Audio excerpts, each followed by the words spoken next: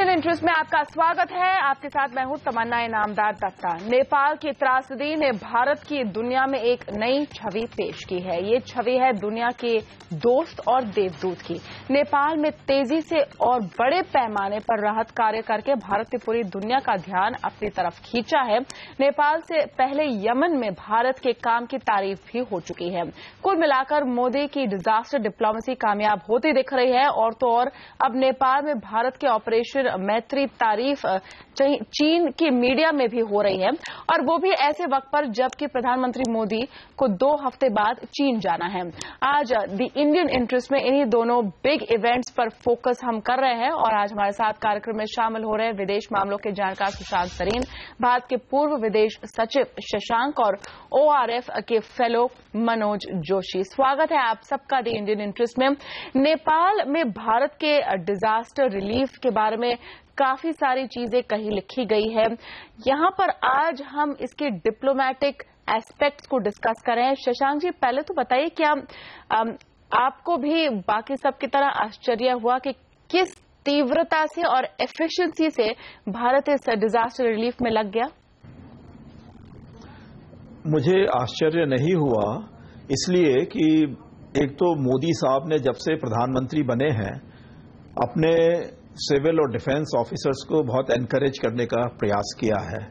दूसरा, पिछले 15 साल से करीब मुझे मालूम है कि हमारे ट्रेनिंग प्रोग्राम्स डिजास्टर रिलीफ पे और बेस्ट प्रैक्टिसेस वगैरह काफी तेजी से चल रहे हैं। टाई अप्स किए जा रहे हैं दूसरे देशों के साथ में, नेपाल के साथ में भी हम लोग जो है म्यूचुअल ट्रेनिंग प्रोग्राम्स हैं।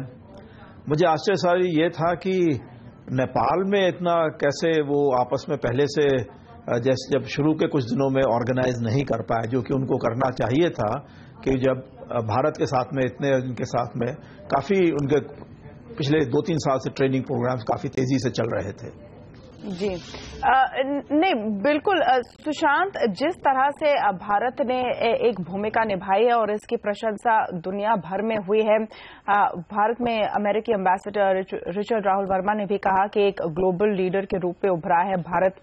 आपको लगता है कि डिप्लोमेटिकली दुनिया में अपनी छवि बनाने में ये बहुत ही महत्वपूर्ण रहा है?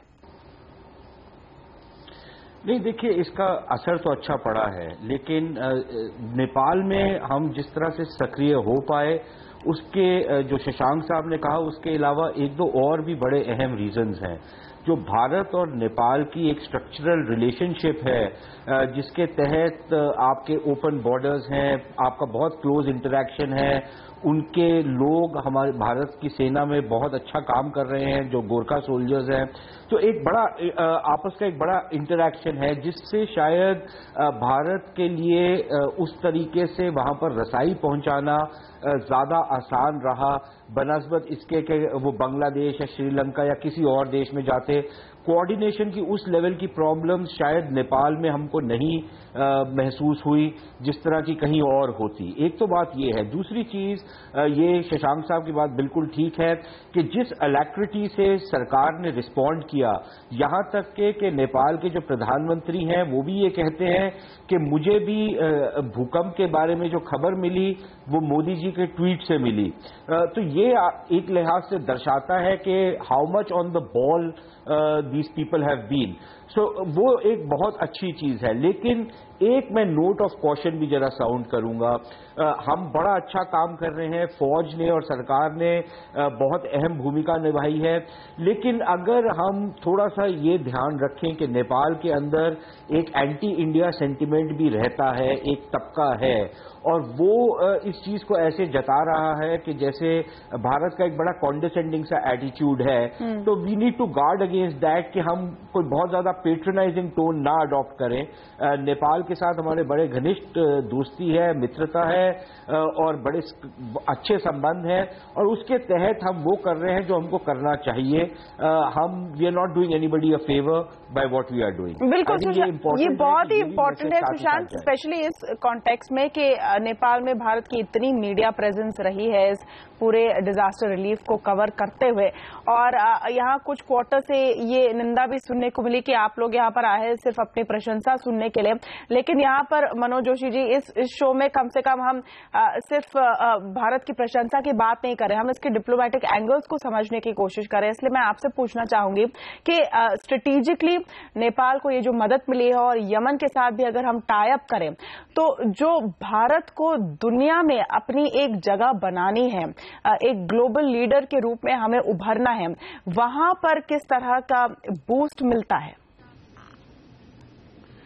देखिए, ऐसा है कि जहां तक कि ह्यूमैनिटेरियन रिलीफ का मामला है, ह्यूमैनिटेरियन एंड डिजास्टर रिलीफ, ये आजकल आधुनिक युग में ये काफी इसका महत्व हो गया है। और आप नेपाल और यमन की बात कर रही हैं, पर अगर आप देखें 2004 की जो सुनामी थी उसमें भी भारत काफी आगे रहा था और कई ऐसे मुल्क थे जैसे कि श्रीलंका है और इंडोनेशिया भी है। इंडोनेशिया के जो आचे का इलाका है वहां भारतीय जहाज सबसे पहले पहुंच पाए थे। उसकी वजह यह है कि वो हमारे पड़ोसी हैं, तो पड़ोसी होने के नाते ये तो हमारा फर्ज बनता है। और मैं समझता हूं कि यदि ये हादसा जो है भारत में होता तो जरूर नेपाल भी हमारी मदद के लिए सामने आता। तो मैं समझता हूं कि ये एक ह्यूमैनिटेरियन इशू है और हम सबको ये देखना चाहिए कि कैसे हम इसमें कोऑपरेटिव तरीके से काम कर सकते हैं। ये केवल नेपाल का मामला नहीं है।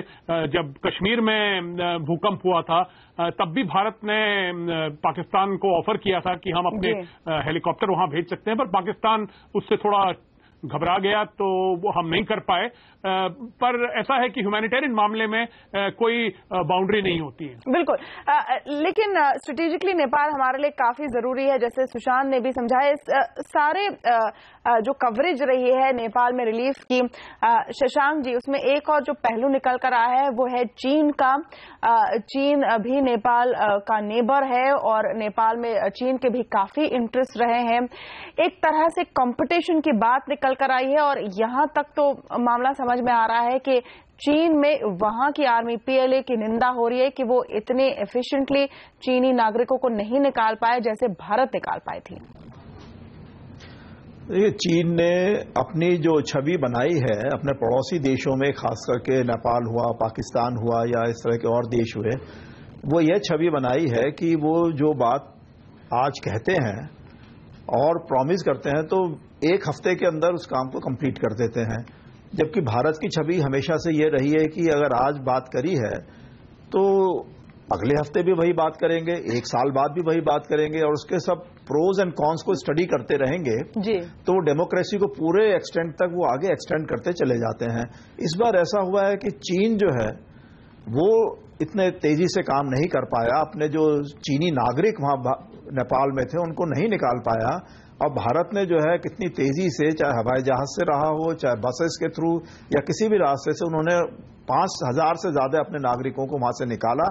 और बल्कि जो ये राहत के कार्यों के लिए भारत के अंदर कैंप्स लगे हैं जहां पर कि नेपाल के लोग भी आकर रह रहे हैं। तो ये प्रकार से मैं कहूंगा कि अपने नागरिकों को निकाला, विदेशी नागरिकों को निकाला और नेपाली जितने भी मदद कर सकते हैं। बाकी तो ये मानता हूं कि नेपाल की सरकार का प्रथम कर्तव्य है, नेपाल की सेना का कर्तव्य है कि आखिरी नेपाली तक उनको पहुंचना है। भारत खाली ये कर सकता है कि जो मदद चाहिए वो जल्दी से जल्दी उनको पहुंचा दे। नहीं, और इनफैक्ट सुशांत, इसका वो एक बाय प्रोडक्ट ये भी हुआ है कि नेपाल की सरकार की बड़ी निंदा हो रही है नेपाल के अंदर, उनकी जो इनएफिशिएंसी है वो सामने निकल कर आ रही है। हालांकि ये जानना मुश्किल है कि उनमें क्या उतनी क्षमता है कि जो रिलीफ आ रही है उसको ठीक से डिस्ट्रीब्यूट भी कर पाए। मेरा ख्याल नहीं है, और कैपेसिटी का भी मसला है और कैपेबिलिटी का भी मसला है। हमको याद रखना चाहिए कि नेपाल की जो सरकार है या जो सरकारी तंत्र है वो शायद उतना पुख्ता नहीं है कि वो इस तरह की एक जो त्रासदी है उसको संभाल पाए।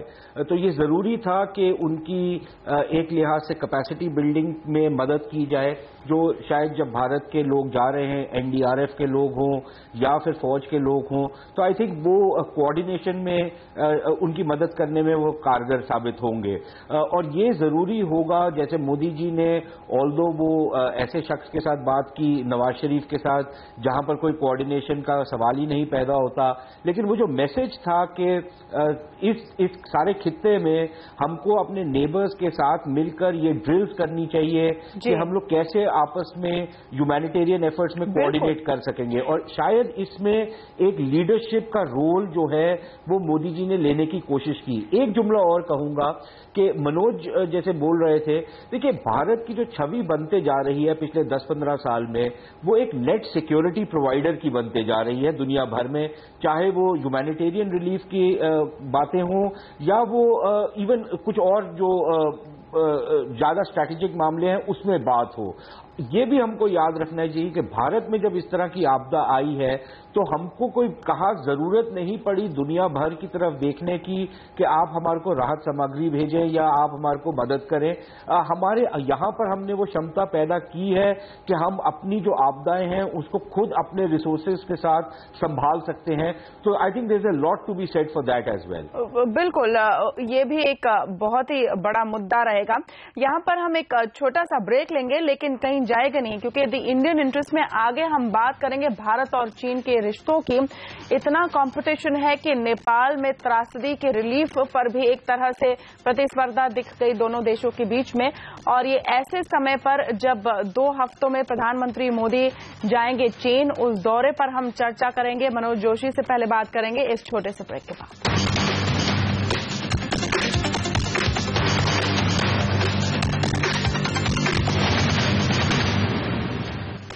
अब तक जो जानकारी मिल रही है उसके मुताबिक 14 से 16 मई के बीच में प्रधानमंत्री नरेंद्र मोदी का चीन का दौरा शुरू होगा। आपको यहां पर बता दें कि द इंडियन इंटरेस्ट और CNBC आवाज इस पूरे दौरे पर बहुत ही नजदीकी से नजर रखेगा और आपको हर खबर और हर पहलू की जानकारी देते रहेगा। खैर, इस दौरे की शुरुआत जो माना जा रहा है, ऑफिशियल इसका पूरा डिटेल नहीं आया है, कि इस दौरे की शुरुआत शियान से हो सकती है, जो चीन के प्रेसिडेंट शी जिनपिंग का होम टाउन है, क्योंकि जब वो भारत आए थे तो वो नरेंद्र मोदी के होम टाउन वाडनगर पहले गए थे। क्या अहमियत होगी इस दौरे की, इस पर हम अब चर्चा करेंगे। मनोज जोशी जी, नरेंद्र मोदी चीन में, क्या उम्मीदें हैं आपकी? देखिए, चीन के साथ 2 मसले हैं। एक तो रिश्ते जिससे कि भारत आर्थिक विकास पे क्या चीन वहां पे भूमिका अदा कर सकता है, एक तो वो है। दूसरा मामला है हमारे जो आपस में सीमा के बारे में जो डिफरेंस हैं, जो हमारा डिस्प्यूट है, उसको सुधारने का।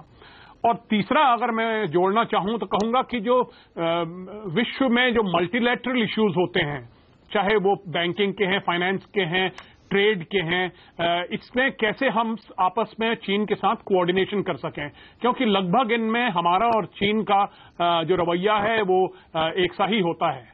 तो ये 3 मुद्दे हैं। देखिए, एक तो किस तरह की भूमिका चीन हमारे आर्थिक विकास में निभा सकता है। आप जानते हैं कि जब शी जिनपिंग आए थे तो $20 बिलियन का निवेश का एक वायदा किया गया था। तो ये एक बड़ा मुद्दा है। हम चाहेंगे शियान में जहां जाएंगे प्रधानमंत्री, शियान एक बड़ा प्राचीन और मशहूर शहर है, पर शियान में मैं 10 दिन पहले शियान में था। वहां पे एक बहुत बड़ा हाईटेक इकोनॉमिक जोन है और मैं समझता हूं कि प्रधानमंत्री जरूर उधर जाएंगे, क्योंकि जो वो भारतवर्ष में करना चाहते हैं, एक तरह से वो आप उनको शियान में उसका दृश्य सामने उनको मिल जाएगा। 30,000 कंपनियां वहां, हाईटेक कंपनी वहां पे एक साथ एकत्रित हैं और काफी उन्होंने चीन के विकास में भूमिका निभाई है। जी बिल्कुल, बहुत ही इंटरेस्टिंग चीजें हैं। तो सुशांत, जैसे हम देखते हैं कि मोदी जी के ये जो ज्यादातर दौरे होते हैं वो इकोनॉमिकली फोकस्ड होते हैं, किस तरह का विकास होगा, किस तरह का बिजनेस बढ़ सकता है दोनों देशों के बीच में, उस पर ध्यान रहता है। आपको लगता है कि इस ट्रिप में जो बॉर्डर डिस्प्यूट चल रहा है चीन के साथ, उस पर ज्यादा बात होगी या उसको एक किनारे रखा जाएगा? देखिए, हमारे को पता नहीं है कि क्या करेंगे, लेकिन उम्मीद ये है कि जो बॉर्डर विवाद है उसको जितनी जल्दी सुलझाया जाए, मेरे ख्याल तभी जो आपका जो आर्थिक आप कोऑपरेशन की बातें कर रहे हैं वो तभी कारगर साबित होगी अगर we get rid of this border dispute between us, या एटलीस्ट उसमें कोई इस तरह की बात हो जाए कि जिस तरह का अतिक्रमण हम देख रहे हैं, इंट्रूजन्स जो होती हैं जिससे फिर एक पॉलिटिकल लेवल पर सरकार की कमजोरी नजर आती है जो अफोर्ड नहीं कर सकती एक डेमोक्रेटिक सरकार, मेरे ख्याल उसको आपको अपने पीछे करना पड़ेगा, उसको सुलझाना पड़ेगा अगर आप इस आर्थिक रिलेशनशिप को नेक्स्ट लेवल पर लेके जाना चाहते हैं। अब ये ठीक है कि चीन ने $20 बिलियन के निवेश की बात की है, लेकिन चीनी निवेश जो है उसको मैं थोड़ा स्केप्टिकली देखता हूं। पहली बात तो ये है उसमें से बेशतर जो निवेश आना था वो इकोनॉमिक जोन्स में आना था, और जिस मेरे ख्याल से वो एक टाइम पीरियड के दौरान आना था, if I am not mistaken Sushant, over 5 years था वो $20 मिलियन। बिल्कुल, लेकिन उसमें भी वो 2 मेजर प्रोजेक्ट्स थे जो इकोनॉमिक जोन्स के प्रोजेक्ट थे, और जब तक आप अपने लैंड बिल की समस्या नहीं सॉर्ट आउट करते तो आप कैसे, जिस तरह के जोन की बात मनोज कर रहे हैं, वो जोन कैसे आएगा, कहां पर आएगा। तो मेरे ख्याल एक तो ये पेचीदगी है। दूसरी पेचीदगी ये है कि चीन का जो इन्वेस्टमेंट मॉडल है वो शायद भारत को उस लिहाज से सूट नहीं करेगा, जैसे वो जाकर के प्रोजेक्ट फाइनेंसिंग करते हैं श्रीलंका में या बाकी जगहों पे, जहां पर भी एक लिहाज से एक रोष आपको प्रकट होना शुरू हो गया है कि चीन का जिस तरह का निवेश है। तो मेरे ख्याल प्रॉब्लम्स वो रहेंगी। फिर फाइनली स्ट्रैटेजिक मुद्दे होंगे जिसमें शायद भारत को ये बड़ी शिद्दत से पॉइंट रेस करना चाहिए कि जो इकोनॉमिक कॉरिडोर की बात चीन कर रहा है पाकिस्तान के साथ, वो भारत के एक टेरिटरी में से होते हुए जाएगा जो पाकिस्तान ऑक्यूपाइड कश्मीर का एरिया है। और जैसे चीन के कोर इंटरेस्ट होते हैं वैसे भारत का भी ये एक कोर इंटरेस्ट है कि वहां पर कोई ऐसी चीज ना हो जिससे उस सारे विवाद का कैरेक्टर चेंज हो जाए, और चीन के निवेश से वो होगा।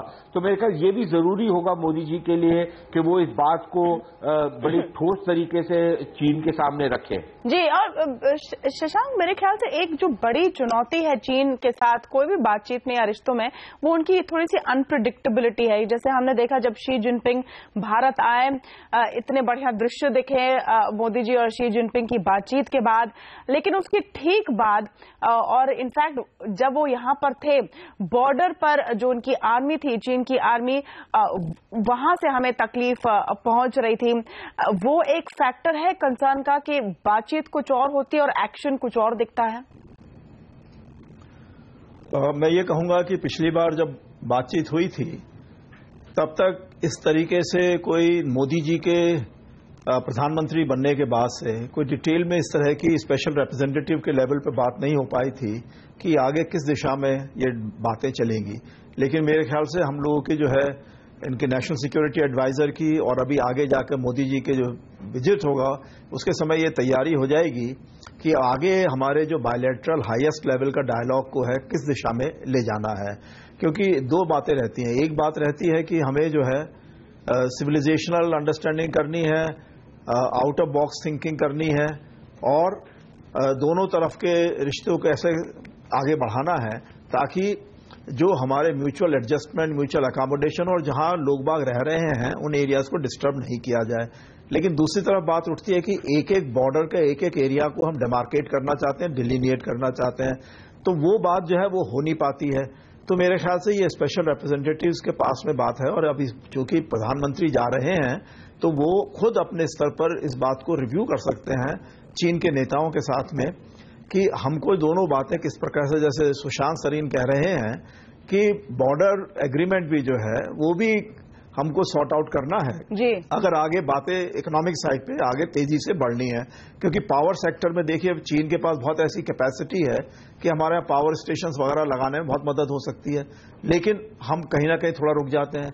टेलीकॉम में उनकी हुआवाई कंपनी है, वो यहाँ पे बहुत अच्छे तरीके से आगे बढ़ सकती है, लेकिन फिर चिंता आ जाती है, ट्रस्ट की कमी है, इंफ्रास्ट्रक्चर डेवलपमेंट में भी ट्रस्ट की कमी है। और जोशी जी आप मानेंगे कि ये जो ट्रस्ट की कमी है उसको भी समझना पड़ेगा और उसके भी ऐतिहासिक कारण है। तो उस ट्रस्ट की कमी को कम करने के लिए जैसे बताया जा रहा है अब तक, और ये बस खबरें हैं कि एक ई वीजा की जो स्कीम है वो चाइना तक एक्सटेंड होगी। ऐसे टोकन देखने को मिलेंगे हमें इस ट्रिप के बाद? देखिए, मैं समझता हूं कि ये तो हम अच्छी तरह से जानते हैं जो कुछ हो रहा है। सन 88 से दंग शाओपिंग और राजीव गांधी जब मिले थे तो उन्होंने ये तय किया था कि ये बॉर्डर का मसला है, ये जरूर सुलझाना चाहिए, पर यहाँ पे अगर हम जो है कॉन्फिडेंस बिल्डिंग मेजर्स से यहाँ पे शांति कायम कर पाएं तो हो सकता है कि हम और इलाकों पे अपने रिश्ते जो हैं उनको बढ़ा सकते हैं। और तब से लगभग आज तक जो है कई कॉन्फिडेंस बिल्डिंग मेजर्स जो हैं वो लिए गए हैं और ये बॉर्डर वाकई में काफी शांत बॉर्डर है और बॉर्डरों के लिहाज से। और यहाँ पे जब ये इंकर्जन भी होते हैं या उनकी तरफ से होते हैं या हमारी तरफ से होते हैं तो ऐसा नहीं कि वहां आपस में मुठभेड़ होती है। एक प्रोसीजर वहां पे लगाया गया है जिससे कि वो आपस में बातचीत करके वो बात जो है वो सुलझाई जाती है। पर फिर भी जैसे शशांक जी ने कहा है कि जब तक ये बॉर्डर का मसला लटका रहेगा तब तक एक किस्म का ये जो कॉन्फ्लिक्ट सिचुएशन ये जो है कायम रहेगी। पर इसके साथ एक और मुद्दा आपको जोड़ना होगा, वो है चीन के रिश्ते पाकिस्तान के साथ। बिल्कुल, इससे जो पाकिस्तान के साथ जो रिश्ते हैं उसमें ये लगता है कि चीन शायद पाकिस्तान को इस्तेमाल कर रहा है भारत को जो है पाकिस्तान के लेवल पे रखने के लिए। चीन ने पाकिस्तान को ऐसे हथियार दिए हैं, न्यूक्लियर और मिसाइल सहायता दे चुके हैं और उन्होंने यहाँ का जो स्ट्रेटेजिक जो संतुलन था वो पहले ही बिगाड़ चुके हैं। तो एक मिसट्रस्ट वहां से भी पैदा होता है। ये मैं समझता हूं कि ज्यादा बड़ा कारण है ये चीन पाकिस्तान का जो रिश्ता है जिससे कि मिसट्रस्ट सामने आता है। और इसको हटाने के लिए हाँ ये तो जरूर है कि हम चीनी निवेश यहाँ लाएं, पर कुछ एरियाज ऐसी हैं जैसे टेलीकॉम है, वहां भारत समझता है कि टेलीकॉम थोड़ा सेंसिटिव मामला होता है और वो नहीं चाहता है कि चीनी कंपनियां जो हैं टेलीकॉम नेटवर्क बनाएं कुछ खास इलाकों में।